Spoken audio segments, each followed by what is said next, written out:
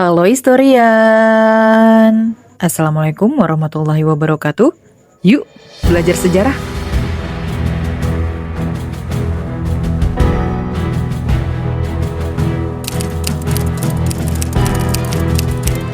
Pernahkah historian terpikir saat pandemi COVID-19 melanda dunia pada tahun 2019, ketika kita harus dikarantina, menjaga jarak, dan hidup dalam ketidakpastian, bahwa semua itu bukanlah hal baru dalam sejarah manusia. Dunia modern yang kita tinggali sekarang, dari sistem kerja, kesehatan, hingga cara negara mengatur warganya, ternyata sebagian besar dibentuk oleh sebuah wabah mematikan yang terjadi lebih dari 600 tahun yang lalu. Wabah yang disebabkan oleh sebuah bakteri ini disebut-sebut membuat banyak penduduk di benua Eropa tewas. Mau tahu lebih lanjut? Yuk tonton videonya sampai selesai. Black Death atau wabah pes, sebuah wabah besar yang mulai terjadi tahun 1330. Nama Black Death sendiri diyakini muncul dari gejala mengerikan yang dialami para penderita. Ketika kulit mereka menghitam akibat perdarahan di bawah permukaan kulit. Wabah tersebut menewaskan hampir sepertiga penduduk Eropa. Dan yang jarang disadari, dampaknya masih kita rasakan sampai hari ini. Penyakit ini disebabkan oleh bakteri Yersinia pestis, yang awalnya menginfeksi hewan pengerat seperti tikus, lalu menular ke manusia melalui gigitan kutu. Gejalanya mengerikan, demam tinggi, pembengkakan kelenjar getah bening, dan bercak-bercak gelap di kulit. Karena pembengkakan ini disebut bubo, wabah ini juga dikenal sebagai bubonic plague. Black Death diyakini bermula pada awal abad ke-14, ketika wabah mematikan merebak di Tiongkok. Saat itu, Tiongkok merupakan pusat perdagangan dunia, sehingga penyakit ini dengan mudah menyebar mengikuti jalur dagang ke Asia Barat dan Eropa.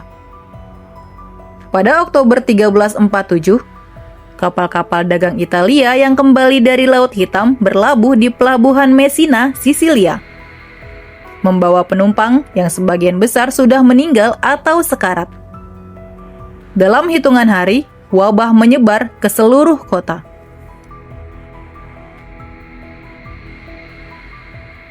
Kematian terjadi begitu cepat, hingga penulis Italia Giovanni Boccaccio menggambarkannya dengan kalimat ironis.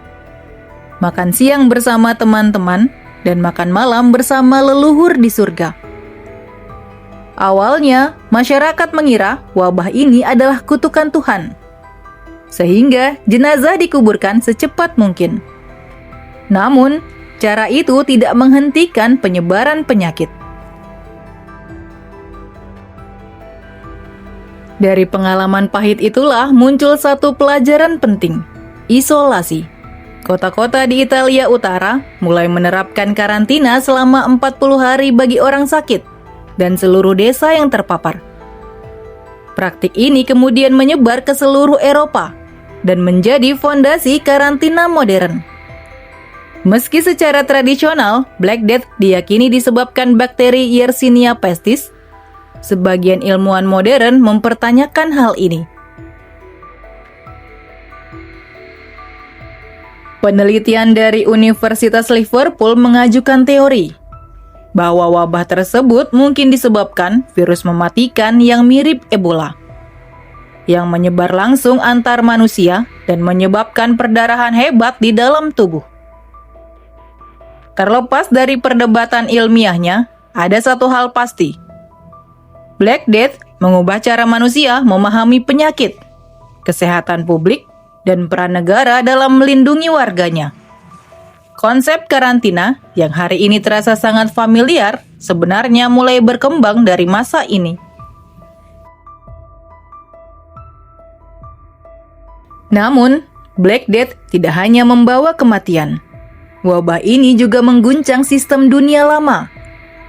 Sebelum wabah, Eropa hidup dalam sistem feodalisme, di mana kaum bangsawan memiliki tanah dan petani nyaris tidak punya pilihan hidup. Ketika jutaan orang meninggal, tenaga kerja menjadi langka. Petani yang selamat akhirnya bisa menuntut upah lebih tinggi, berpindah tempat kerja, dan perlahan mengubah struktur sosial Eropa. Dari sinilah lahir perubahan besar. Feodalisme melemah, kelas menengah mulai tumbuh, dan masyarakat perlahan bergerak menuju dunia modern. Dampaknya juga terasa dalam bidang kesehatan. Setelah Black Death, kota-kota mulai menjaga kebersihan, sanitasi, dan kesehatan publik. Rumah sakit berkembang, pencatatan kematian menjadi lebih sistematis, dan negara mulai sadar bahwa wabah bukan hanya urusan agama, tapi juga urusan kebijakan. Selain itu, ada fakta lain dari Black Death yang jarang disadari. Wabah ini tidak hanya membunuh manusia, tapi juga secara diam-diam mengubah genetik populasi Eropa. Penelitian modern menunjukkan bahwa orang-orang yang selamat dari wabah kemungkinan memiliki sistem kekebalan tubuh yang lebih kuat, sehingga keturunan mereka lebih tahan terhadap penyakit tertentu hingga ratusan tahun kemudian.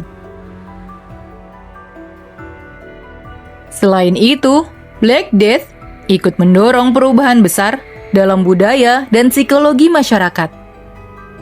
Seni dan sastra mulai dipenuhi tema kematian, waktu hidup yang singkat, dan kesementaraan dunia. Terlihat dalam lukisan Danse Macabre dan karya sastra pasca wabah. Ironisnya, wabah ini juga mempercepat kemajuan sains. Karena kegagalan doa dan ritual semata, membuat manusia mulai mengamati penyakit secara lebih rasional.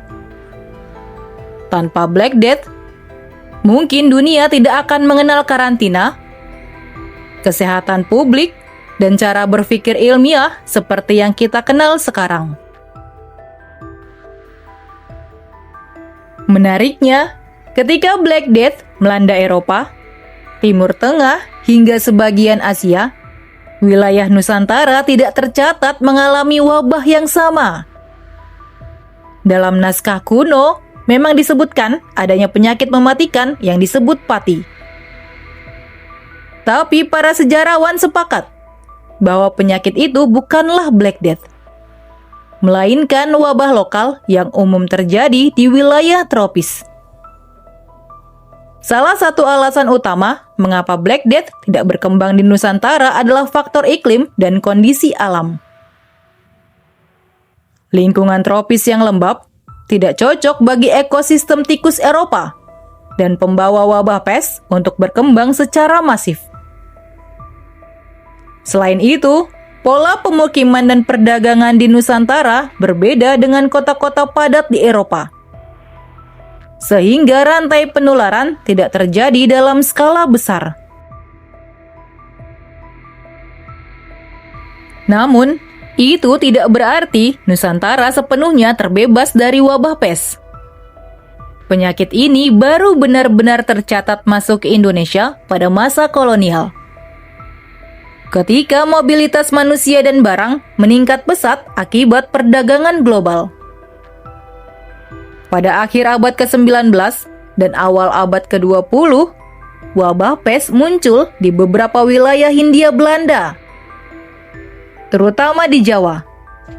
Seiring masuknya virus yang terbawa kapal-kapal dagang di pelabuhan pada masa itu, pemerintah kolonial kemudian memberlakukan berbagai kebijakan kesehatan, mulai dari karantina, pengawasan pelabuhan, hingga pengendalian tikus.